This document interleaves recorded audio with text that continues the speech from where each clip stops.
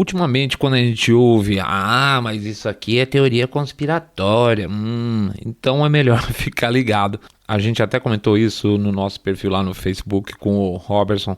Não é porque não existam teorias conspiratórias, não mesmo. Elas existem aos montes, mas quando a imprensa americana fica muito apavorada e começa a tirar para tudo quanto é lado, como no caso Epstein, por exemplo, então nunca se sabe. Tem gente do Partido Democrata metida da bagunça, melhor não sair desacreditando na hora.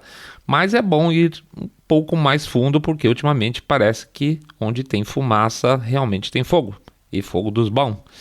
Vamos sentar aqui durante um tempo, se bobear vale até pegar aí um caderno para anotar nomes, cargos, data, uma confusão do caramba, porque o que a gente quer é ajudar vocês para na próxima vez que você estiver lá com o seu amiguinho que se inteira do mundo para falar, não, isso é teoria conspiratória, você vai inundar o cara de dado. Mas antes mesmo de você inundar o cara de dados, faz um teste.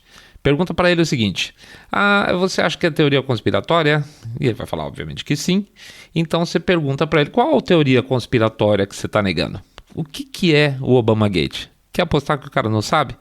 Isso também vale para a imprensa, tá? Pode fazer o mesmo exercício com a imprensa. Quando você lê alguma coisa dizendo que isso aí é teoria conspiratória, pode olhar lá. Eu garanto para vocês, não tem explicação para o que é o Obamagate em si. Porque a maior parte dos jornalistas nem se deu ao trabalho de fazer o seu papel e pesquisar.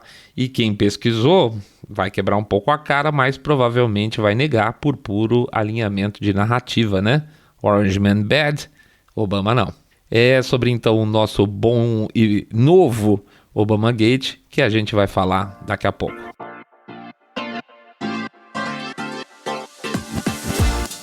Saindo da bolha. Menos notícia, mais informação para você. Obamagate, a conspiração americana.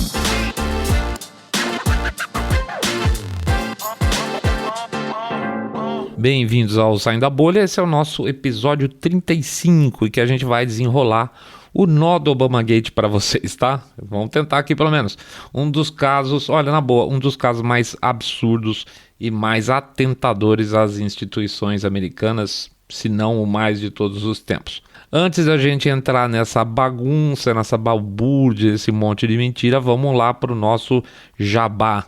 Como sempre, a gente dá boas-vindas a quem está entrando agora pela primeira vez, ou ouviu um ou dois episódios, ainda está conhecendo a casa. Agradece o retorno de todo mundo, agradece as mensagens que tem recebido no Facebook, são mensagens privadas fantásticas, a gente fica realmente animado e tocar a coisa para frente. Pedir para vocês conhecerem lá o nosso perfil no Facebook. Atualmente nós estamos no comecinho, tal, a gente vai lá de porta em porta e estamos aí com os nossos 6 mil seguidores, legal, bacana, tem bastante gente que de alguma forma aí tá mandando dicas, colaborações, isso pra gente é muito importante, tá?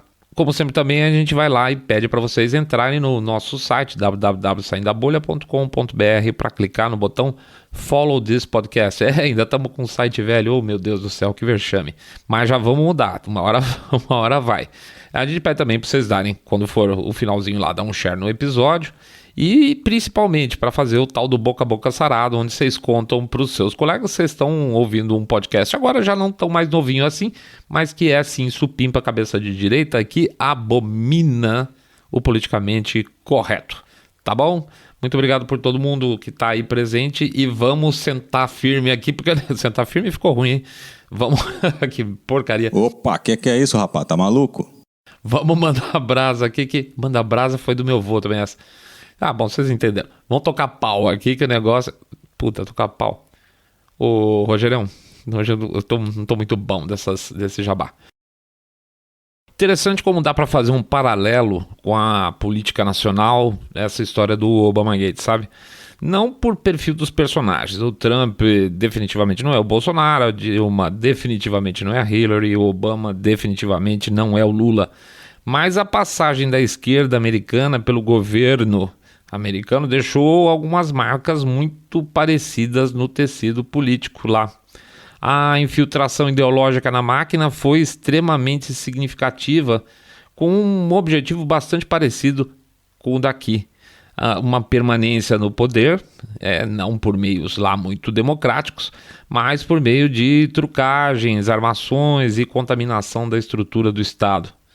A gente vinha pensando já faz muito tempo em fazer um programa só sobre Deep State, aquelas camadas dentro do Estado que em um determinado momento se afastam da sua missão de servir ao povo, né? Servir a quem paga o salário desses caras, servir como eles gostam muito lá nos Estados Unidos, os taxpayers, os pagadores de impostos, e esses caras abandonam essa missão inicial e passam a atuar como facilitadores de uma determinada corrente política, né? Teve uma vez que eu estava assistindo um vídeo com o famoso whistleblower aí da CIA, que ele até quase foi preso, ele chegou ali bater na porta de ser preso, e ele falava um pouco sobre o Deep State e como isso pode transformar o país num verdadeiro caos. Ele contava que um certo presidente recebia em seu gabinete o responsável, por exemplo, por assuntos externos, né, do Departamento de Estado. E um embaixador, por exemplo, um embaixador em outro país. E o presidente falava, olha, sei lá, vamos pegar um exemplo. Eu quero mudar a política que a gente tem atualmente com a Itália. Eu quero fazer mais negócios com eles. Eu queria que você tentasse marcar uma visita com o primeiro-ministro de lá, falar que a gente quer ser amiguinho, aquela coisa toda. Aí o embaixador ia lá, ok, ouvia tudo, atenção, tá, certo, dava as costas e também dava junto uma banana para tudo que ele ouviu. Por quê? Porque daqui a 1, 2, 3 anos o presidente vai embora e ele fica, né? Ele não gosta daquele presidente republicano, por exemplo, e vai esperar o próximo que talvez seja democrata para obedecer, ou pelo menos o outro que ele gosta, sei lá, de repente não está no mood. E lá se vão oportunidades comerciais, oportunidades de aproximação diplomática, lá se vão planos de governo, vai tudo pro vinagre, porque o cara, ele faz o que ele quer, ele tá lá dentro, ele é parte da estrutura fundamental do Estado que não vai sair. O presidente sai, ele não sai. É só ele mais tarde reportar, falar que a política de aproximação não funcionou e já era, tá? Acabou, fim de papo. Então, a grande política estabelecida, a política geral estabelecida com o presidente, pode ter N barreiras aí dentro do próprio Estado em função de pessoas que têm simplesmente planejamentos próprios ou fazem parte de grupos que têm planejamentos diferentes da política presidencial. Ao mesmo tempo, essa mesma embaixada, aí vamos supor, o embaixador que deveria fazer negócios com a Itália, tá? Ele pode se utilizar de fundos que o governo americano distribui dinheiro para um grande cacete, voltados ao desenvolvimento daquela parceria e jogar na mão de ONGs que ele, o embaixador, acredita que representam melhor o seu pensamento, o pensamento dele, o embaixador, o pensamento político. Por exemplo, uma ONG do George Soros, tá, que está lá naquele país fazendo obras culturais em favor do despertar político da população, se é que você me entende. Não faltam histórias desse tipo, tá? Não faltam histórias mesmo desse tipo. O governo americano mete a grana lá e a embaixada local dá para as ONGs locais fazerem a festa. E não é exagero e não é teoria conspiratória, são coisas que são como são, tá? Ah, mas então, saindo da bolha, você está dizendo que o segundo e terceiro escalão dos governos não respeitam a presidência? Não é que todo mundo de segundo e terceiro escalão, não respeita a presidência, mas estamos dizendo que elementos dessas instituições, ministérios, autarquias, etc., sim, eles têm vida própria e sabem por quê. Vocês sabem por quê. Porque o Estado é grande demais para ser controlado. Qualquer Estado é grande demais para ser controlado. Estados gigantes são impossíveis de ser totalmente controlados. E a turma sabe disso e faz uso disso, né? É o mesmo tamanho do Estado que gera abertura para a corrupção, que também dá espaço para a criação de um deep state mais estruturado, que pode trabalhar sem ser incomodado. É mais ou menos como você trabalhar numa empresa Uma empresa pequena, se você fizer muita bobagem, você ficar coçando o saco direto, seu chefe olha por cima ali do vidro, vê que você está jogando Candy Crush e te manda embora. Agora, você trabalha numa empresa com 10 mil funcionários, ou você fica numa sala que tem 200 outras pessoas, a chance de você se esconder aí atrás da mesa e fazer um trabalho meia boca é muito maior, e a chance de você durar mais tempo sendo improdutivo também é maior. Então, Estado grande, péssimo controle. É assim que aparecem então os Obama Gates, os Watergates, os mensalões da vida. Essa é a raiz de tudo. Agora, a coisa fica ainda mais complicada quando a imprensa, que deveria ter o papel de estar de guarda para que essas histórias fossem descobertas e colocadas à luz, essa imprensa passa a fazer parte de um conluio, não só porque ela se beneficia financeiramente, eventualmente, mas, aliás, certamente com manchetes que vendem muito, com títulos em sites que geram cliques, né, e consequentemente monetização, mas também porque esta mesma imprensa já tem um lado escolhido. No caso americano, o Partido Democrata, evidentemente, e suas principais figuras. Então, uma coisa é um veículo de mídia escolher um candidato em uma eleição. Outra coisa é eliminar seu senso profissional e deliberadamente esconder a verdade dos eleitores para se tornar um super eleitor. É o que eles fazem, muitas vezes, com um super megafone na mão a favor de um partido ou de uma linha ideológica. Seja esse um veículo tradicional, a famosa mainstream media, sejam as plataformas digitais editoriais ou não, né? Sem ter como escapar para o domínio público, o Partido Democrata, o Deep State americano e a grande mídia americana bateram de todos os modos em uma figura que era para eles detestável. Criou uma ninhada de eleitores, aspas, influenciadores de cabeça fraca e muita vontade de aparecer. Criaram uma militância que basta, de verdade, sério, 2 passadas de olho para você ver que é um bando de gente descompensada para tentar impedir a eleição e, se possível, derrubar o presidente Trump. Eu falei presidente Trump, ficou bom.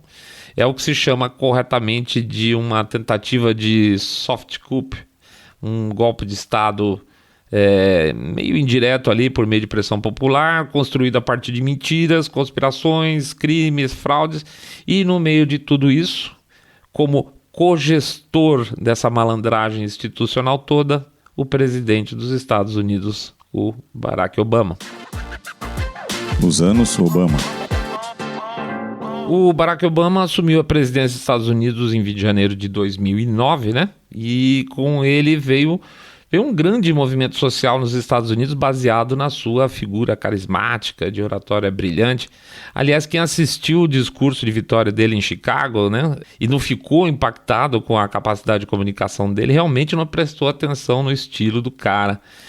Você pode ou não concordar, na verdade a gente não concorda, a maior parte do que está ouvindo aqui, a gente mesmo aqui no Saindo da Bolha, mas o discurso dele, a apresentação dele simplesmente foi abundante, foi brilhante, tá? O famoso Yes We Can, uau, cara, é foda. Pois é, do Yes We Can até dar uma banana gigante para a classe trabalhadora eleitora tradicional democrata não demorou tanto assim, né? A fachada de esquerda de Obama tem tudo a ver com o estilo meio petista, assim, de ser uma boca enorme social, mas um gosto incrível de aproximação com as grandes fortunas do país. Não se enganem, porque lá, como aqui, políticos de esquerda e muitos empresários também amaram esses períodos de governo, comprimindo a estrutura capitalista dos países em um grande ensaio, vamos chamar assim, lá nos Estados Unidos, e um grande aparato aqui de capitalismo de Estado, né? O Obama gastou o quanto pôde para agradar a indústria americana de armamentos, quebrou uma das suas principais promessas de fechar Guantánamo, fingiu que não era dele a ideia de mexer com o sistema de saúde por pelo menos uns 4 ou 5 anos, até que entregou, no final das contas, aquele esquema meia boca que eles batizaram, quer dizer, ele batizou de Obamacare. Em suma, o que a gente pode falar é que o Obama não passou de um outro político populista e oportunista, e quanto mais o tempo passa, tanto a direita quanto a esquerda mais torcem o nariz para o histórico de administração dele. Se vocês vão acreditar exatamente, se pegar alguém de esquerda aqui dentro, que eu acho meio complicado, mas procura alguma publicação de esquerda lá nos Estados Unidos, vídeos, YouTube, qualquer porcaria dessa, vocês vão ver que a esquerda mais raiz norte-americana detesta o Obama. Eles não gostam nadinha mesmo, tá?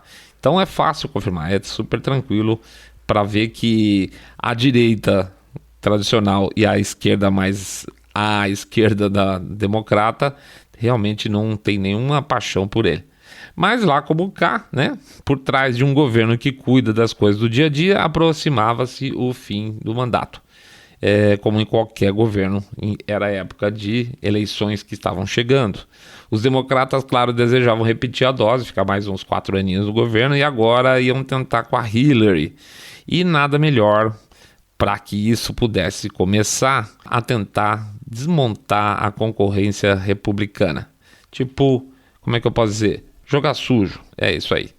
Vamos lembrar o seguinte, a Hillary não foi bem na campanha. Pesava contra ela acusações de uso dos seus e-mails pessoais lá, não sei se você lembra dessa história, ao invés de usar contas seguras e rastreáveis pela máquina do Estado, quando ela era secretária do Obama, secretária de Estado, né? Ainda isso foi no primeiro mandato do Obama, tá? Mas foi uma falha, para não dizer outra coisa, um crime de fato que ficou pendente ali no currículo dela. O diretor do FBI na época, o Comey, James Comey, primeiro falou que não ia investigar nada, que tá tudo certo, blá, blá, blá, mas era um escândalo muito grande não investigar um escândalo desse. Então ele resolveu, durante as eleições, quase no fizinho, que ele tinha que investigar porque tinha muita coisa suspeita. A Hillary impõe parte da culpa da derrota dela ao James Comey, falando que ele começou a investigar na hora errada, vamos chamar assim. Mas a gente sabe que não é. A Hillary não era uma boa candidata. A Hillary era antipática, ela era detestada pela própria esquerda americana. Existia aquela história dela talvez ter alguma doença esquisita, desconhecida. Ao mesmo tempo, o Obama entregou o país em recuperação, mas tendo colocado os americanos trabalhadores, braçais, para trás, né? Com muitos acordos internacionais que fizeram com as empresas locais exportassem a mão de obra, né?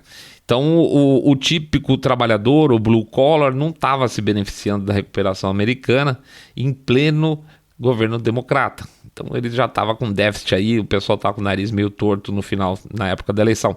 Na outra ponta, para disputar com a Hillary, parecia o Trump, relativamente outsider, mas com um traquejo político totalmente diferente do tradicional. Era bocudo, acusatório. Não sei se vocês lembram, certamente devem lembrar que ele foi um dos maiores porta-vozes aí da história da nacionalidade do Obama, que ele dizia que o Obama não era americano. Pois é, o cara, enfim, era um puta pé no saco dos democratas, falava na cara da Hillary em pleno debate que ela devia ir pra cadeia, uma coisa de louco. Mas ele havia unido a base republicana e de uma maneira que nunca tinha sido visto antes, né? Isso era um problemão. Então, porque a Hillary tinha o seu partido dividido, e o eleitorado tratado a pão e água pelo Obama, e o Trump lá segurando republicanos de ponta a ponta, fora uma pequena fração lá dos Never Trump, todo mundo junto para ir para a luta. Então, enfim, as coisas não estavam indo lá muito bem para o Partido Democrata naquelas eleições. E estava na hora de fazer alguma coisa, aproveitando que depois de 8 anos lá dentro, conhecendo bem os meandros do governo, parte da estrutura desse governo americano já estava muito bem acomodada e muito bem, como é que se pode dizer, amarrada, vamos chamar assim, junto às lideranças democratas. Estava na hora de fazer alguma coisa. Dossiê Steele. Até onde se conhece, quer dizer, até onde a gente aqui conhece, a história toda que vai desembocar no Obamagate começa lá para final de 2015, outubro mais ou menos. O Trump era candidato e um veículo conservador republicano resolveu puxar a capivara dele. Por alguma razão ainda meio cinza, esse mesmo veículo lá para maio de 2016 abriu mão, não quis mais continuar essa investigação, e esse contrato que existia para investigação da capivara aí do Trump era com uma empresa chamada Fusion GPS, que era ela era uma empresa que fazia investigações sobre concorrentes, por exemplo. O responsável por esse relatório aí, com a saída do veículo republicano, do veículo conservador, passou a ser um cara chamado Christopher Steele. Espero que esteja pronunciando certo. Daí o nome do dossiê, o dossiê Steele. Sendo que esse Steele aí, na verdade, ele era ou é o ex-chefe do escritório russo do Serviço de Inteligência Britânico, o MI6, tá? Então era um cara que tinha uma boa circulação em relação ao conhecimento em relação ao governo russo e às relações internacionais. Então, esse é o homem que foi escolhido para puxar a capivara do Trump. Por alguma coincidência, que eu não acredito em coincidência, na mesma época, na época que acabou o contrato, um dos responsáveis pela campanha da Hillary procurou essa Fusion GPS, tá? Para puxar a capivara do Trump também. E, que coincidência, senhores, já havia um dossiê em andamento, era só continuar. Que coincidência, né? Super coincidência, a convergência de momentos em que um dossiê era preparado sobre Trump e um membro da campanha da Hillary aparece lá para pedir o mesmo serviço, sabendo que um dos fundadores da Fusion GPS era um ex-jornalista do Washington Post. Nossa, que mundinho pequeno, né? Eu fico impressionado com essas coincidências. Muito bem, apesar do dossiê ser um monte de bobagem sem verificação, e eu não estou exagerando em nada, sabe aquele esquema? A pessoa disse que ouviu dizer, que o outro contou para o vizinho, que estão falando, tal, basicamente é a estrutura do dossiê Steele. A pessoa que tocava o dossiê entrou para a folha de pagamento do Partido Democrata, para o DNC e para a campanha da Hillary. Quer dizer, eles continuaram bancando, tanto o DNC como a campanha da Hillary continuaram bancando essa história, bancando essas pesquisas. Só que por uma razão ainda mais desconhecida, o tal do Steele decidiu por bem que deveria vazar esse relatório para que ele estava sendo pago para fazer, tanto para os serviços britânicos e americanos. Por quê? Porque sim. Então tá, agora nós temos um relatório que fala coisas sobre Trump, que não tem nenhum tipo de verificação, que de repente cai na mão dos serviços britânicos e americanos de inteligência, tá? Pagos pelos democratas. Mas tudo coincidência. O mais interessante disso tudo é que mais tarde, durante as investigações sobre o tema, a campanha de Hillary Clinton informou que ela não sabia que estava pagando por esse relatório. Olha que coisa! E que só tiveram ciência de que eles bancavam esse relatório em 2017, com Trump já eleito, quando a porcaria lá do BuzzFeed publicou o relatório, meses depois. Nossa, gente, eles não sabiam que pagava o serviço. Que zona de campanha, né? Pois é, o próprio Steele também defendeu os democratas e dizia que não sabia se o dossiê tinha chegado ali na mão das cabeças dos democratas. Ele só estava fazendo lá e deu uma vazadinha, tá? Mas ele não sabia de nada. Ninguém sabia de nada. Uma coisa super impressionante. Com isso, agora, duas coisas seriam adequadas para os democratas: despejar fake news durante a campanha, ou, se não fosse possível ou estratégico fazer isso, usar o dossiê para minar o Trump mais tarde, né? Preparar esse golpe soft para tirar o cara do poder após as eleições, caso ele vencesse. E ele venceu, né? Início do crime. Vamos lá, estamos chegando mais perto. O ano de 2016 estava correndo e o Trump já estava despontando como potencial candidato republicano. Tiveram a Super Tuesday, já tinham dado uma frente folgada para ele e logo depois só tinha sobrado ele, o senador Ted Cruz e o John Kasich como candidatos. O Kasich sem condição nenhuma. As pesquisas diziam que, junto à população, diziam que a Hillary seria a vencedora com 200.000% de chance de acerto, né? E que no final das contas não foi exatamente o caso. Mas e a gente se questiona, se as pesquisas davam tanta certeza que a Hillary ia ganhar, por que havia tanta preocupação com Trump nessa época, né? Pois é. O que incomodava tanto assim? O fato é que as investigações do conluio do Trump com os russos começaram aí meio que no primeiro semestre de 2016 e quem colocou a bola para correr, mais uma vez, foi o serviço de inteligência inglês, tá? Exatamente, não estranhe, por favor. A gente já, no episódio lá dissecando os Clintons de dezembro, a gente já fala dessa certa aproximação dos Clintons com o serviço de inteligência inglês. O tal do GCHQ, gente, que seria o equivalente à NSA britânica, a inteligência, estava monitorando membros da campanha Trump.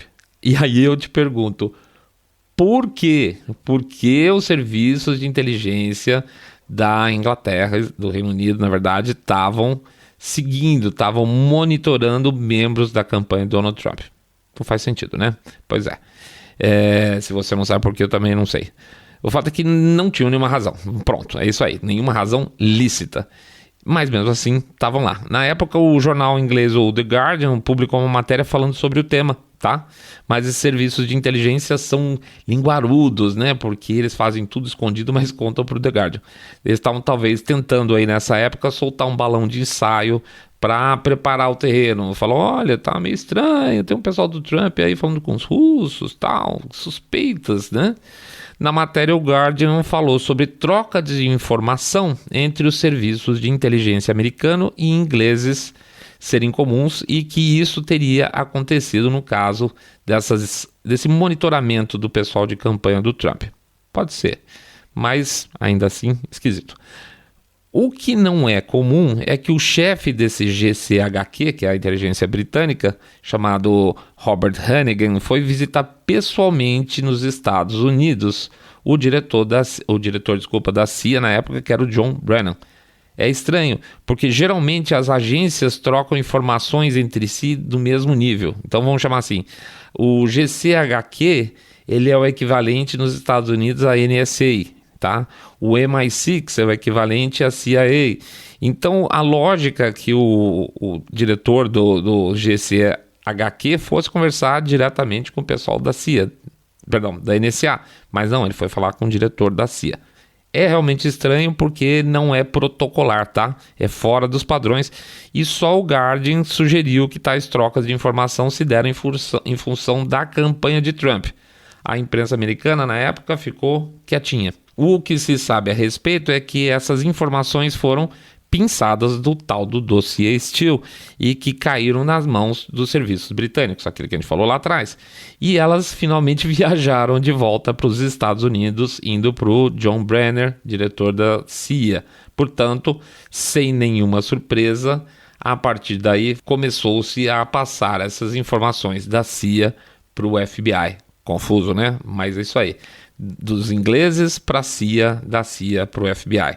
Repara o seguinte, toda essa movimentação em cima do dossiê, esse dossiê cheio de rombos, de disse-me-disse, aparentemente surpreendeu o chefe da CIA a ponto dele, aspas, informalmente chamar o seu par no FBI, aspas, sugerindo uma investigação, tá? Papo furado. Olha o que o John Brennan disse a respeito quando foi chamado para depor sobre o caso. Eu me assegurei de que tudo que envolvia personalidades dos Estados Unidos, incluindo qualquer coisa envolvendo os indivíduos envolvidos na campanha de Trump, fosse compartilhado com o FBI. Ou seja, uma informação informal, não comprovada a partir de fontes sem conhecimento, foi enviada para que o FBI iniciasse uma investigação. Sem motivo? Por quê? Mais um trecho de falas dele durante o seu testemunho lá para o Congresso. Eu estava atento à troca de dados de inteligência e informações entre autoridades russas e pessoas dos Estados Unidos que me preocupavam. Estivessem essas pessoas cooperando ou não cooperando com os russos, de maneira consciente ou inconsciente, pois serviram de base para a investigação do FBI. Tradução. Eu recebia fofocas e mandava para o FBI para servir de base para uma investigação por lá. Simples assim. Não havia nada, nunca houve nada que pudesse servir como base para uma simples investigação do FBI. Mas, claro, eles foram em frente. Pois bem, em agosto de 2016, o tal do dossiê, que a essa altura já estava mais rodado que sei lá o que, caiu na mão de um senador de Nevada, um democrata, claro, chamado Harry Reid, que enviou uma carta para o FBI exigindo investigações. Foi a primeira personalidade pública a acusar Trump de estar colaborando com russos para interferir nas eleições americanas. Ele, na visão dele, que Trump estava sendo chantageado pelos russos. Olha o imbróglio aumentando. Engraçado que era óbvio a essa altura que o FBI já estava trabalhando com as informações fornecidas pelo Brennan para tentar sujar o Trump, mas o senador Reid exigia a investigação porque ele estava meio atrasado, ele não conhecia direito a fraude. Ah, mas até agora você está falando da CIA, do FBI, falou da Hillary, que a campanha dossiê, mas e o Obama? Eu não ouvi nada contra ele ainda. Tá bom? Calma lá, amiguinho, a gente vai chegar lá. Vai um melzinho aí para adoçar a vida de vocês. Muito bem. O tal do senador Reid, que chamou o FBI na chincha para investigar o Trump, foi em agosto, certo? E a investigação já estava acontecendo, certo? Muito bem. Pois no dia 2 de setembro, depois disso tudo acontecer, 2 funcionários do FBI trocaram mensagens de texto antes de uma reunião, e essas mensagens estão disponíveis hoje como documento. Os nomes deles eram Lisa Page e Peter Strzok, tá? Eles trocavam impressões sobre Trump, chamavam ele de idiota, falavam abertamente da preferência deles por Hillary. Até aí tudo bom, tá? São pessoas comuns, eleitores, podem votar em quem quiser, beleza, não tem problema. Até que num determinado momento a mensagem entra nessa direção. A tal da Lisa fala o seguinte para o seu amigo Peter. A Lisa fala: eu posso te contar porque nós vamos ter essa reunião e não é pelo que você está pensando. Aí o tal do Peter responde: tópico sobre o diretor? E ela responde: sim, mas o POTUS quer saber tudo o que estamos fazendo. Opa! Todo mundo sabe que o POTUS é como é tratado o presidente dos Estados Unidos, tá? O POTUS, em setembro de 2016, queria saber tudo o que estava sendo feito. Quer dizer, então, que o Obama já vinha sendo informado sobre a investigação. Por quê? Ué, não faz sentido. Agora, imagina uma situação semelhante aqui no Brasil. Vamos supor o seguinte: o Bolsonaro vai concorrer à reeleição e existe uma acusação meio manqueba sobre o candidato de oposição a ele. E o Bolsonaro decide que quer saber de tudo. Ele quer que a Polícia Federal o mantenha informado. Alguém já viu essa história recentemente? Pois é, isso é um problema? Claro que sim. Então por que lá não é e aqui é, ou porque aqui lá não é? Então vamos dar uma acertada nessa história, né? Então se o Obama queria usar e usou a Polícia Federal para saber coisas sobre candidatos, então ele não tá tão bonzinho assim e os democratas não estão com essa corda toda, tá? Vamos em frente. Trump vence. Pois é. O maior pesadelo democrata virou realidade. Trump ganhou. Os mimizentos saíram gritando nas ruas, criaram movimentos de resistência, aquela bobagem toda. De verdade, eu nunca tinha visto, de verdade mesmo, até aquele momento, grupos se chamarem de resistência contra um presidente eleito. Louco.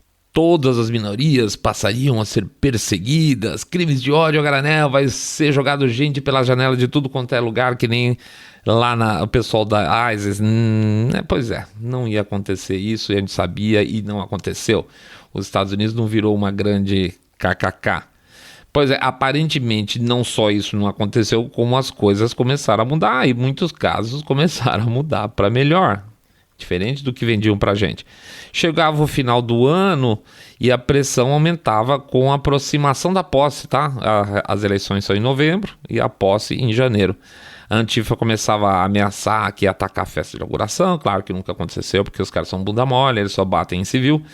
O Trump já estava com a sua equipe de transição toda, preparando os anúncios dos cargos de um governo que ia iniciar no dia 20 de janeiro.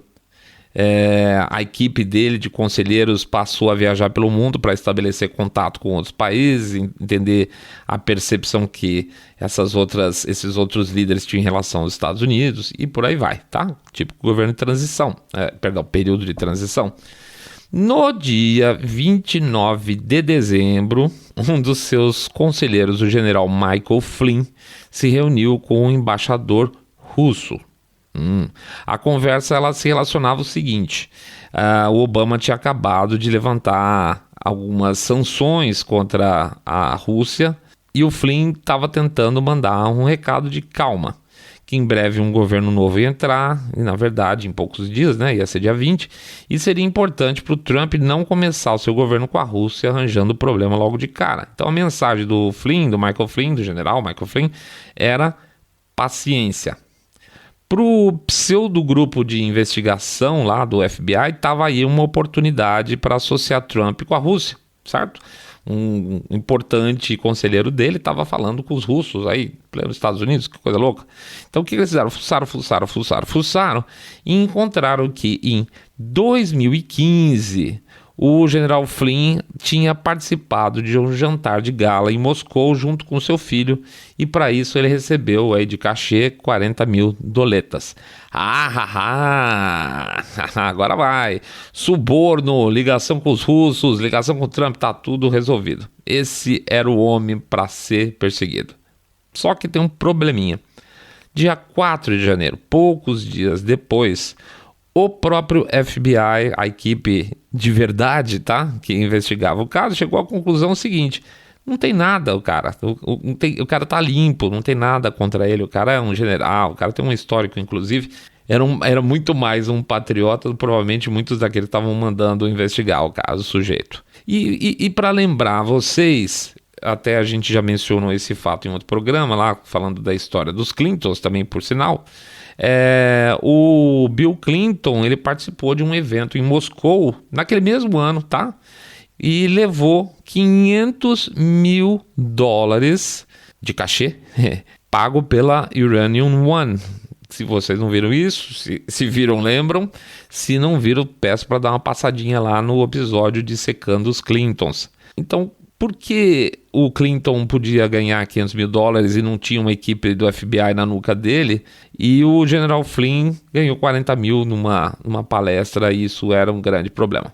Como é que faz? O problema então aprofundou, porque o grande homem, a grande vantagem, o trunfo que eles tinham, que era o homem que tinha conversado com o embaixador russo, estava limpo pelas próprias mãos dos investigadores do FBI. Como é que eles iam consertar essa situação para poder continuar enchendo o saco do Donald Trump? Obama exposto. Bom, aparentemente a resposta dos investigadores do FBI, dizendo que o general Flynn não tinha culpa nenhuma, não tinha culpa de nada, que sua reunião com o embaixador russo foi lá absolutamente normal, que sua viagem à Rússia em 2015 também não tinha nada demais de conspiracionista, não foi uma boa para o planejamento dos caras. O Michael Flynn precisava ser culpado de alguma coisa, é o que eles tinham na mão, né? A notícia atrapalhou então os planos de ligar o Trump com a Rússia, e no dia seguinte aconteceu uma reunião na Casa Branca. Opa, a coisa subiu de nível, né? Foi lá para a Casa Branca, lógico. No dia 5 de janeiro, então, um dia depois da investigação, na verdade do FBI, com a sua investigação inocentar o Flynn, encontraram-se no Salão Oval os membros da nata do poder americano. O James Comey, que era o diretor do FBI, a Sally Yates, que era a procuradora-geral, o James Clapper, que era o diretor nacional de inteligência, o John Brennan, diretor da CIA, e, ora, o Joe Biden, vice-presidente dos Estados Unidos, além, é claro, do Barack Obama, yes, we can. Fora isso, existe a menção de outros membros do Conselho de Segurança. Supõe-se, talvez, que a Samantha Power estivesse lá dentro também, tá? Bom, e como é que se sabe tudo isso? Como é que se sabe que teve essa reunião dessa turma toda? Porque não adianta eu chegar e falar para você, teve a reunião, e não dizer de onde vem essa informação. Vejam só, a Sally Yates, que era procuradora, em seu testemunho ao Congresso, mais tarde, disse que após essa reunião, o Obama dispensou a maior parte dos participantes e pediu que ela, procuradora, e o James Comey, do FBI, ficassem na sala. Imediatamente, o Obama começou a falar sobre Michael Flynn, e que começou a discutir como poderiam processar o Flynn baseado no chamado Logan Act. Então, 2 dados aqui. Essa informação vem de um testemunho da procuradora ao Congresso, e que foi aberto agora o documento, então está confirmada essa história. E 2, vamos falar desse Logan Act. Deixa eu então entrar em parênteses aqui. tal do Logan Act é uma legislação caducaça de séculos atrás, literalmente da época dos Founding Fathers. Qual era a questão? Lá para trás, qualquer cabeça de bagre, idiota, poderia, sei lá, botar uma peruca chique, uma roupinha elegante, chegar num país estrangeiro e falar: oi, eu sou representante do comércio dos Estados Unidos, eu sou embaixador do comércio, e eu tenho essa carta de recomendação aqui, que é forjada, assinada pela minha avó, e nós gostaríamos de fazer negócios comprando o álcool gel de vocês. Pronto, sei lá, alguma coisa nesse sentido. Os caras embarcavam o álcool gel no navio, nunca mais viam a coisa, e os Estados Unidos ficavam com a culpa do negócio. Acontece que não tinha naquela época, lá atrás, nessa época, nenhum tipo de comunicação como se tem hoje em dia. Hoje você puxa o telefone, fala, você entra na internet, vê se o cara é o quê, você tem meios de você verificar facilmente quem é quem, se a pessoa representa o país. Óbvio, tá? Então o sujeito antes, ele podia botar o país numa situação complicada diplomática, hoje não, o cara é preso e jogado a chave fora para sempre. Então não funciona, não tem a menor necessidade desse Logan Act. Além do que, para muitos ele é considerado uma lei inconstitucional, tá? Ele foi usado só 2 vezes na história dos Estados Unidos. O que eles queriam fazer? Eles queriam aproveitar a reunião de Flynn, lá do general Flynn, com o embaixador russo e dizer que ele estava falando em nome do país e processá-lo por fazer isso ilegalmente.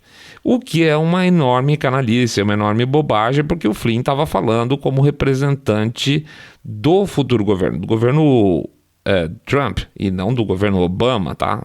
Então os russos obviamente sabiam que o general Flynn não era do governo Obama, isso não existe. Então obviamente nada disso era válido, mas fazer o quê? É o que os caras tinham para o momento. Mas vamos voltar então. Isso é a essência do Obamagate.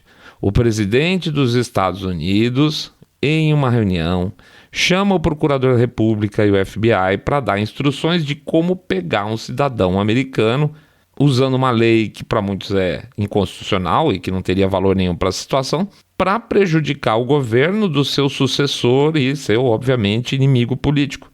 Não é que o Barack Obama sabia de tudo. O Barack Obama, ele é mais que isso, ele foi parte ativa e mentor da parte final da conspiração que desejava, direto ou indiretamente, derrubar de qualquer forma o presidente eleito, no caso do Donald Trump. Isso é simples, isso é claro, isso é cristalino. Mas aí você pode dizer, mas ele participou da reunião, ele deu a sugestão e tal, de como fazer, mas fizeram? Sim, senhor, fizeram exatamente o sugerido. Então, tá aí a culpa ratificada. No dia 25, 5 dias após a posse de Trump, 2 agentes do FBI pediram para o general Flynn, que agora era membro do governo, uma visita para fazer algumas perguntas com relação às conversas dele, Flynn, com o embaixador russo. Os agentes avisaram para o Flynn: olha, não é nada demais, não tem necessidade de advogado, olha a sacanagem. Tudo bem, nós estamos aqui como amigos, sabe? A gente só está meio que cumprindo tabela. Então, fazendo a linha, olha, é uma coisa totalmente boba, não precisa de advogado. Fica tranquilo aí que a gente só vai perguntar umas coisinhas nada a ver. Pois então, no dia 25, eles foram recebidos e o Flynn respondeu às tais perguntas que eles queriam. Totalmente, aparentemente inocente. O que o Flynn não sabia é que ele estava sendo preparado para ser processado pelo tal do Logan Act. Ou para ser pressionado a fazer coisas que ele não gostaria de fazer por estar sendo ameaçado em um processo federal. Ou seja, as respostas que ele deu poderiam ser uma admissão de culpa, apesar desses agentes do FBI falarem que era uma coisa informal. Mais tarde ele teve um novo interrogatório com agentes do FBI e agora oficialmente, ou seja, a coisa já estava pegando fogo, e o Flynn foi questionado sobre as informações que ele deu na primeira visita, aquela que não tinha nada demais, mas que eles estavam usando como formal, informações formais, tá? Se ele tinha sugerido ações para o embaixador russo, por exemplo. Logan Act. Ele disse que não se lembrava exatamente, mas que não deu instruções formais ou conselhos em nome dos Estados Unidos. Pronto. Agora o FBI poderia também, inclusive, se quisesse, abandonar a história do Logan Act e ameaçá-lo por mentir em uma investigação federal. Bonito, né? Uma coisa bem legal. É interessante você pegar foram liberados esses documentos, você tem anotações dos agentes do FBI nessa segunda rodada de perguntas, mostrando que eles mesmos estavam completamente perdidos com aquela situação. Vamos lembrar, o FBI mesmo já havia eliminado o Flynn, certo? Ele não era mais suspeito de coisa nenhuma. No entanto, você tinha 2 agentes lá fazendo perguntas para ele, e eles têm as anotaçõezinhas de um perguntando para o outro, assim, o que ele está fazendo aqui? Eles querem que a gente levante informações para ele ser demitido, ou eles querem processar pelo Logan Act? Porque, veja, na cabeça do agente do FBI, ele estava seguindo a diretriz que vinha da cabeça da agência, e jamais eu ia imaginar que a cabeça da agência estava lá para prejudicar o presidente. Então eles estavam perdidaços, mas ainda assim fizeram o papel dele, e com isso eles conseguiram informações conflitantes entre a primeira e a segunda visita, a segunda audiência, perdão. O que se queria então, o que se procurava nessa situação era um pecado, tá? Alguma coisa, esse pecado que teria que se transformar pela narrativa dos conspiradores, indicando que havia uma interferência russa nas eleições americanas promovidas pelo Trump. Um processo, uma condenação poderia ser uma forma de criar um ambiente de desconfiança em relação ao presidente.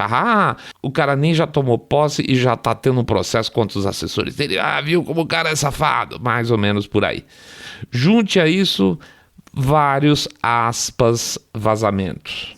No dia 10 dias antes da posse dele e 15 dias antes dessa visita do pessoal do FBI ao Flynn, a porcaria do BuzzFeed publicou o famigerado dossiê Steele, ou seja, aquela lixaiada vazada pelo serviço secreto britânico que começou essa história toda.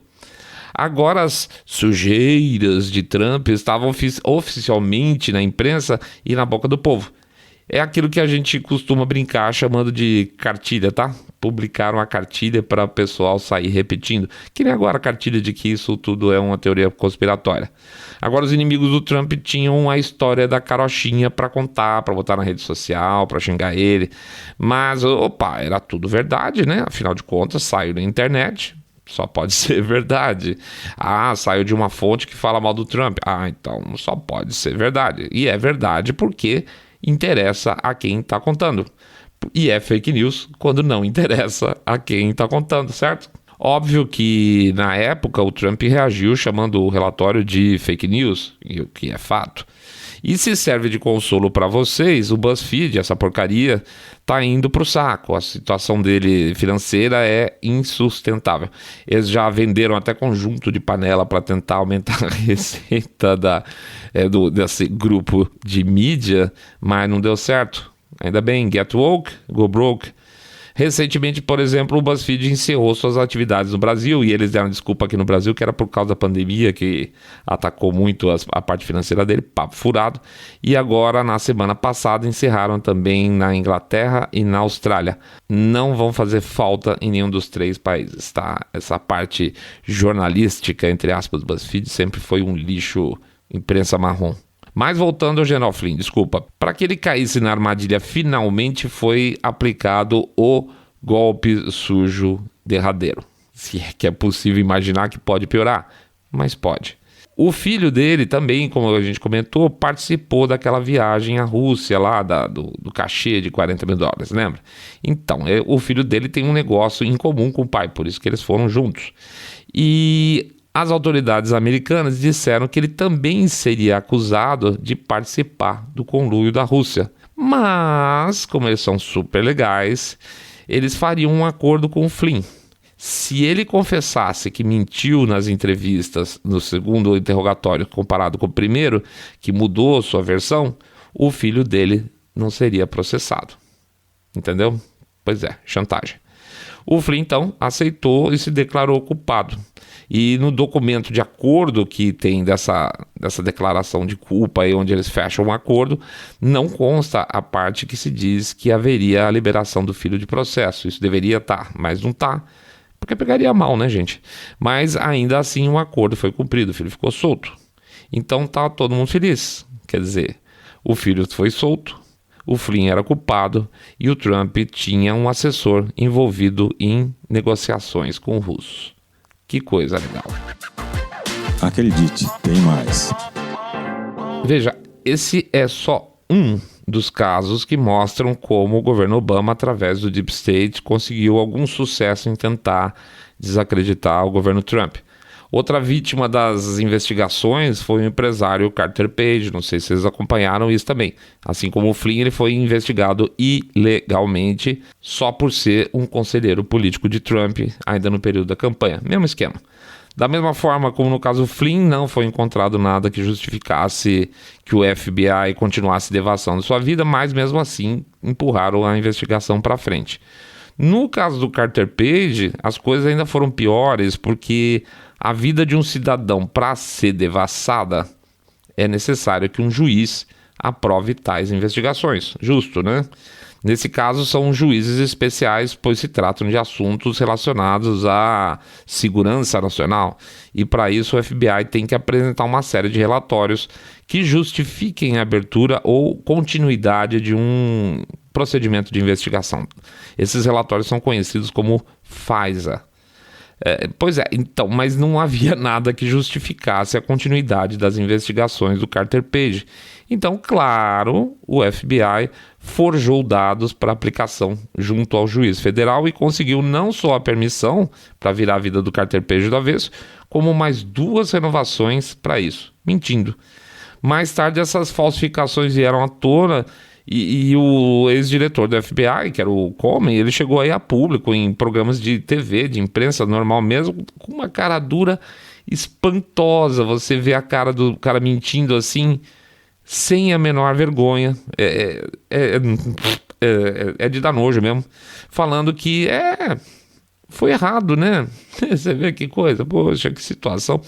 E aí que o máximo que poderia ser feito é que as novas administrações, já que ele não é mais diretor da FBI, tem que tomar cuidado para que isso não aconteça de novo, é muito feio. E que eu não sabia de nada, eu sou só o diretor da FBI, e apesar de ser uma das investigações, certamente a principal investigação que havia no momento do FBI, que era tentar intimidar e comprometer o Trump, ele, como diretor-geral, não sabia de coisa nenhuma. Que porcaria de diretor, né? Note o seguinte, quando o Trump tomou posse em 20 de janeiro, toda essa curriola que trabalhava por baixo dos panos estava lá ainda, continuaram sendo funcionários do Estado, dentro do governo, Deep State no duro, trabalhando dentro da atual legislatura. E sob ordens de Obama, que sugeriu que tudo continuasse sendo feito literalmente na moita. Presta muita atenção. O ex-presidente do país faz uma série de golpes antidemocráticos antes da sua saída, ordena que seus comparsas não obedeçam ao novo presidente, pior que continuem dentro do governo atuando contra o governo. Pior ainda, esses caras obedecem e fazem o que o ex-presidente falou.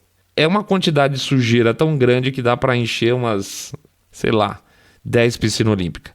Ao mesmo tempo, olha que interessante, no Reino Unido, lembra do tal do Robert Hannigan, aquele do GCHQ, que foi visitar o diretor da CIA para levar as fofocas sobre o staff da campanha e tal, que não tinha nada a ver com nada, por que a Inglaterra estava pesquisando os caras e por que esse cara foi visitar o cara da CIA? Pois é, esse cara renunciou. Ele renunciou 4 dias após a posse do Trump. Renunciou numas, né? Pensa bem, como é que o governo do Reino Unido ia se relacionar com os Estados Unidos, considerando que o chefe do seu serviço secreto havia tentado afundar o novo presidente, né? Ou seja, fica um pouco complicado. Por isso que a gente diz aqui, grande parte das coisas que hoje, aos poucos, a gente está sabendo, agora pode apostar, o Trump e a turma dele já devia estar careca de saber. Só estava esperando o momento certo para reagir. A demissão do Hannigan é uma enorme prova disso. Ele entrou no governo e o cara tomou um pé no rabo. Isso tudo, senhores, chama-se conspiração. A fraude persiste. Bom, essa hora nós aqui já sabemos que Obama foi no mínimo um mentor intelectual desse golpe, tá? Mas na época, pelo menos publicamente, não se sabia. Se eu tivesse que chutar, e a gente já falou isso, muito provavelmente Trump já sabia da maior parte. O Trump sempre bateu muito forte no Obama, acusando, por exemplo, o Obama de mandar grampear ilegalmente os telefones lá do Trump Tower, lembra disso, né? Por exemplo. Então é bem provável que o que hoje está sendo exposto ao público aqui, para nós, por exemplo, já era de conhecimento do grupo mais próximo dele. Suposição nossa. No entanto, essa sujeira gerou a famosa investigação, aí sim aberta ao público, a respeito do conluio com os russos, que gerou anos depois e milhões de dólares dos pagadores de impostos americanos, depois o famoso relatório Mueller, que os democratas babavam de alegria, pois era fonte inesgotável de vazamentos para a imprensa de possíveis malfeitos, tanto do Trump quanto da sua equipe de campanha.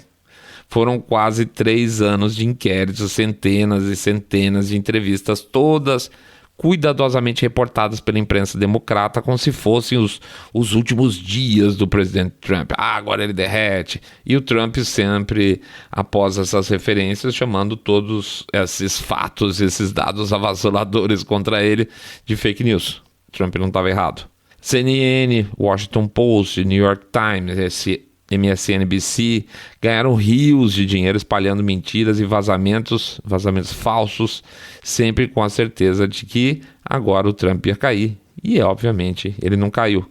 Finalizado, então, o relatório do Mueller, o relatório foi enviado para o procurador-geral Barr, que não encontrou nada. Basicamente, não tinha absolutamente nenhuma evidência de crime, conluio, porcaria nenhuma, nem multa de trânsito não tinha nada lá dentro que pudesse gerar algum tipo de processo. Zero, rosca. Foi certamente a maior fake news da história, que acabou com uma gritaria geral da oposição democrata, na verdade, na época, agora a oposição democrata e os Social Justice Warriors, dizendo que o procurador Barr tinha enterrado o relatório Mueller por questões políticas. Não era verdade. Os democratas conseguiram ainda levar o Mueller para depor no Congresso, onde seria a chance dele provar que o procurador Barr tinha sido desonesto em desmontar o relatório. Mas o depoimento Mueller foi um completo fracasso. Mesmo democratas, mas da gema, tiveram que concordar que o incrível relatório Mueller, que seria a chance deles derrubarem Trump, no final das contas era pastel de vento. Aliás, os americanos têm uma expressão ótima para isso, que é nothing burger. Eu acho muito engraçado. Mas então, como é que pode, com tantos vazamentos dos depoimentos, que eram cabeludíssimos, agora Trump cai, agora Trump derrete, dizendo coisas tão cabulosas, e o presidente passar em branco e não dar em nada? Não fecha, né? Porque se tivesse esse monte de coisa toda, certamente o Trump ia cair. Mas não caiu. A cada depoimento a imprensa berrava que o Trump era um horror. E cadê essas histórias de horror? Bom, gente, o que aconteceu é o seguinte. O sujeito falava uma coisa no depoimento e depois falava outra coisa na imprensa. Quer ver? Um dos maiores vazadores de notícia dos testemunhos para a imprensa, que disparou vários torpedos contra o Trump, considerado fonte importante de informações de tudo que acontecia durante as investigações, era um cara chamado Ben Rhodes. Rhodes era o staff de Obama como conselheiro de segurança nacional, tá? E parecia estar super bem informado sobre as investigações, tanto que hoje é comentarista político da MSNBC. Acontece que muito do que ele falou, e mesmo outros políticos falaram para a imprensa, não foi o que eles falaram sob juramento, quando depuseram no Congresso. Olha, por exemplo, o testemunho do James Clapper, diretor nacional de inteligência e um dos participantes desse complô. Nunca vi nenhuma evidência empírica direta de que a campanha de Trump ou alguém dela estivesse conspirando ou conspirando com os russos para interferir nas eleições. Ué, não? Então por quê? Então por que continuaram investigando? Bom, talvez fosse ele só, talvez ele estivesse meio desinformadão, né? Vamos ver, por exemplo, a Samantha Power, que era embaixadora dos Estados Unidos nas Nações Unidas, e que a gente ainda vai falar dela mais pra frente um pouco. Talvez ela tenha falado alguma coisa que sirva lá nos depoimentos dela no Congresso durante a investigação do Trump. Vamos dar uma olhadinha, né? Não possuo nada, não possuo e não li ou absorvi as informações provenientes da comunidade de inteligência. Ué, também não. Engraçado, né? Vocês vão ver que ela fez umas movimentações bem estranhas durante esse período. Mas, quem sabe, outra pessoa tenha dado algum depoimento no Congresso que fosse comprometedor. Trump, afinal de contas, né? Todo mundo falando que estava perigoso pro lado do Trump. Vamos dar uma olhada, então, na tal da Susan Rice. Ela também foi uma das maiores perseguidoras dos assessores do Trump nesse período, que provavelmente teria muito a contribuir nas investigações do Congresso, né? Ela poderia, quem sabe, até derrubar o Trump. Vamos ver o testemunho dela. Na melhor das minhas lembranças, não havia nenhuma fumaça a respeito, mas havia algumas coisas que me fizeram parar para pensar.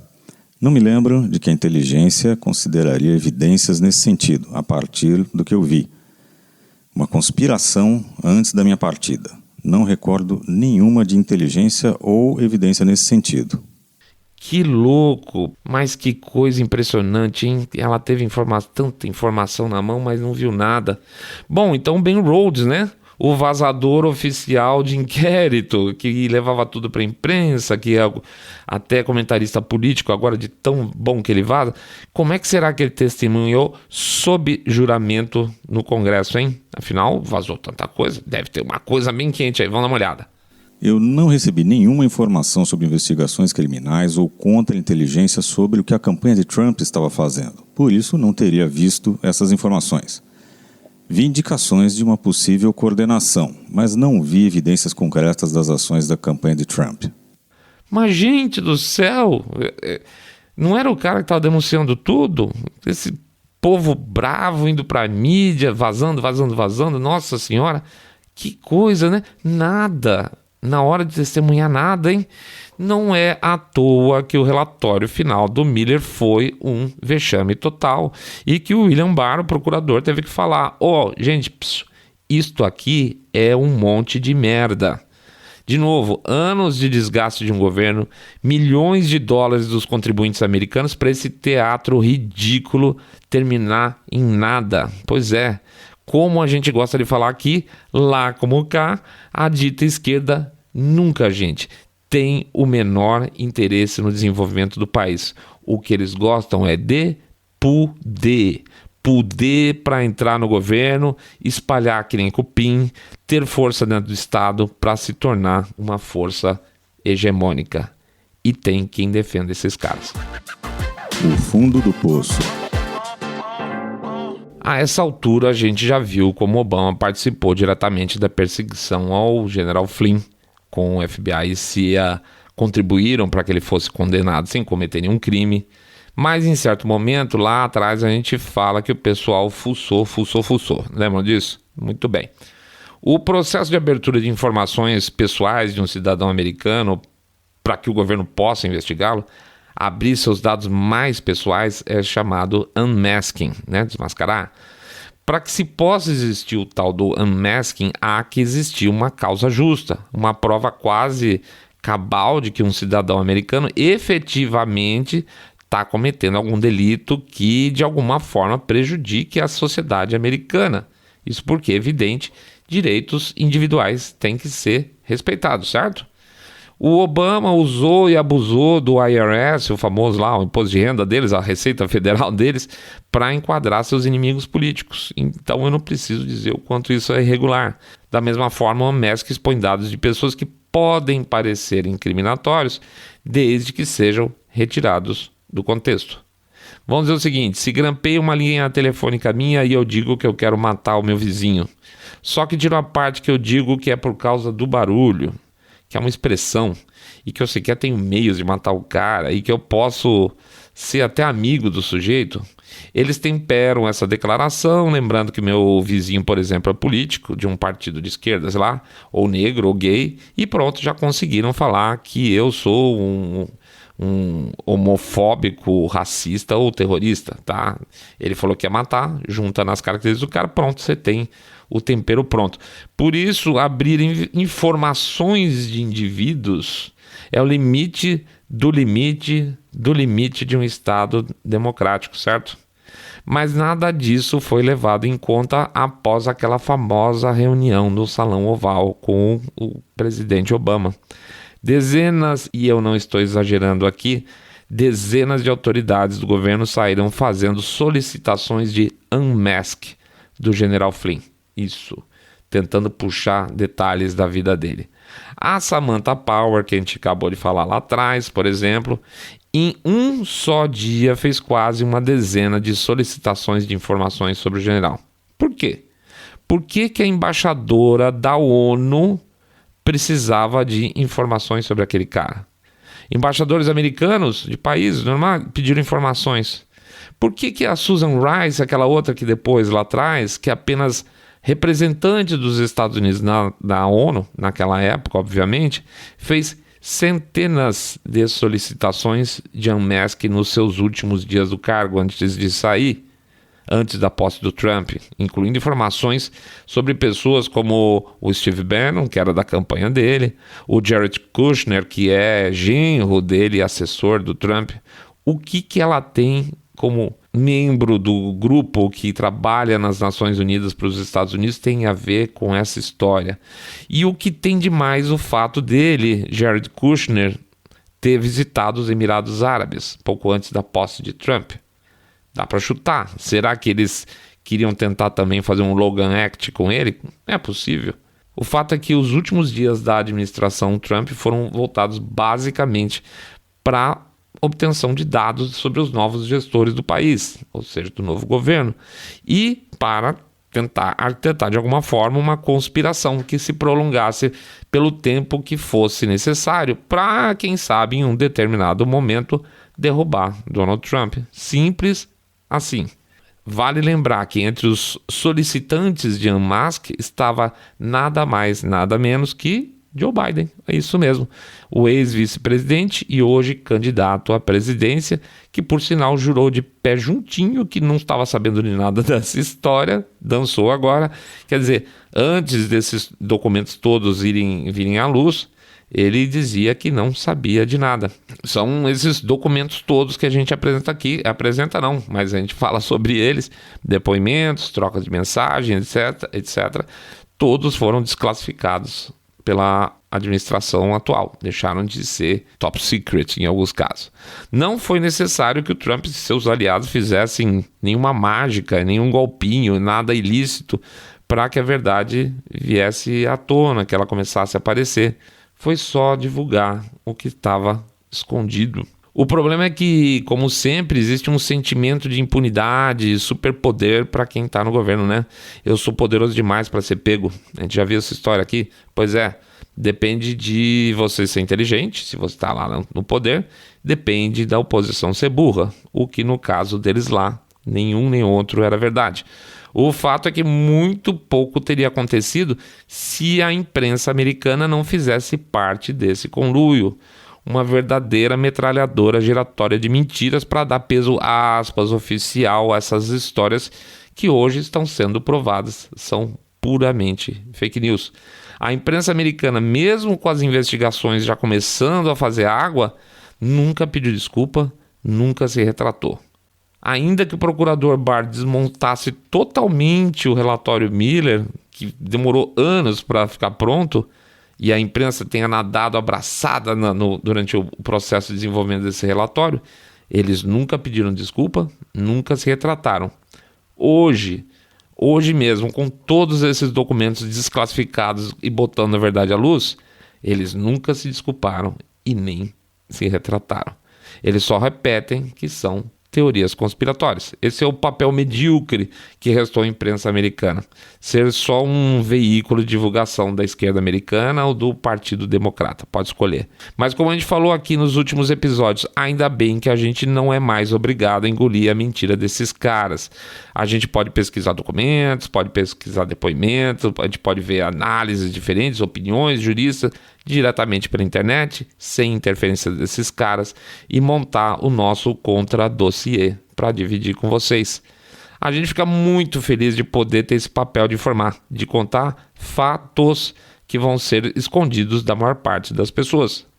Orange Man Bad não é notícia, é análise. E muito franco, com a falta de qualidade intelectual da maioria dos jornalistas militantes, não tá difícil colocar essa turma nos seus devidos lugares.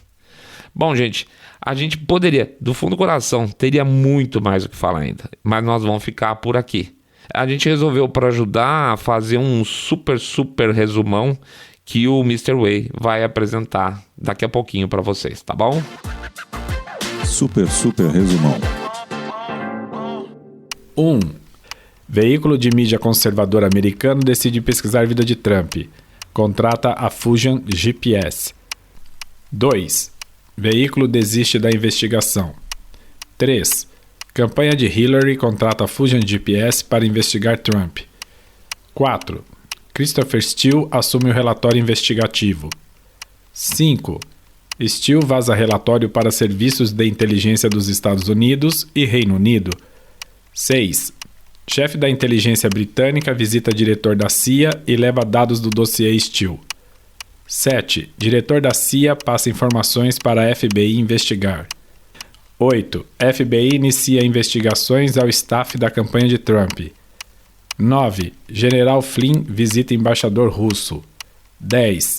FBI investiga a visita e libera Flynn de qualquer crime. 11. Obama propõe processar Flynn pelo Logan Act. 13. FBI monta armadilha para parecer que Flynn mentiu em investigação. 14. Flynn faz acordo para evitar que seu filho seja processado e se declara culpado. 15. Documentos do período são desclassificados. 16. Procurador-geral libera Flynn de todos os crimes. 17. Barack Obama é exposto. É o Obama Gate. Bom, pessoal, é isso aí. Tem mais, por incrível que pareça, tem muito mais. A gente vai se comprometer com vocês ao seguinte, acompanhar o que está acontecendo. A atualização provavelmente deve se dar aí pelas bolinhas, que elas dão um tempo legal para a gente narrar os novos fatos, são 20 minutos, então de vez em quando a gente deve retornar com essas informações para vocês, saberem o que está acontecendo.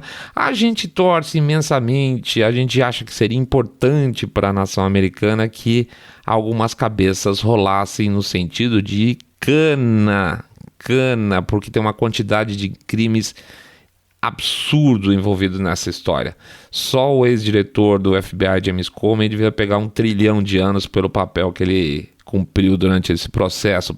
O diretor da CIA também fez muita safadeza. Mais difícil você prender um cara da CIA, né? Mas quem sabe a gente consegue prender pelo menos o James Comey, um pouquinho da Samantha Power. A gente gostaria muito de ver essa história acontecendo e terminando muito bem em nome das instituições americanas. É isso aí, a gente vai acompanhar e vai continuar informando vocês. Quem sabe tem notícia boa pela frente. A gente termina então com o nosso Jabá Expresso aí, pedindo para vocês entrarem lá no site www.saindabolha.com.br, clicar no botão Follow dos Podcasts se quiser saber mais essas atualizações que vão acontecer mais cedo ou mais tarde. Ou então, e principalmente nesse caso, dar um share nesse episódio que tá legal, contar para os seus amigos, vocês estão participando aí, acompanhando um podcast de direita limpinho, supimpa, que detesta o politicamente correto profundamente. E finalmente desejar para vocês que vocês tenham esse período aí mais complicado aí de coronavírus chinês, que vocês e a família de vocês fiquem saudáveis, fiquem tranquilos para que tudo termine bem. E mais a gente faz aquele apelo extra, né? Usa a porra da máscara. A gente quer que o país volta voando para ter um desempenho econômico que merece. A gente não quer que definitivamente certas pessoas voltem ao poder por uma narrativa sacana, que a gente sabe que pode acontecer, que vai acontecer. Você já está vendo até certos presidentes falando que graças a Deus esse vírus aconteceu, né? Então dá para ter uma ideia do que está esperando por aí na esquina a gente, né? A gente tem que pular fora disso aí de qualquer forma. Um grande abraço para todos e fiquem todos muito mais super bem. Saindo da bolha.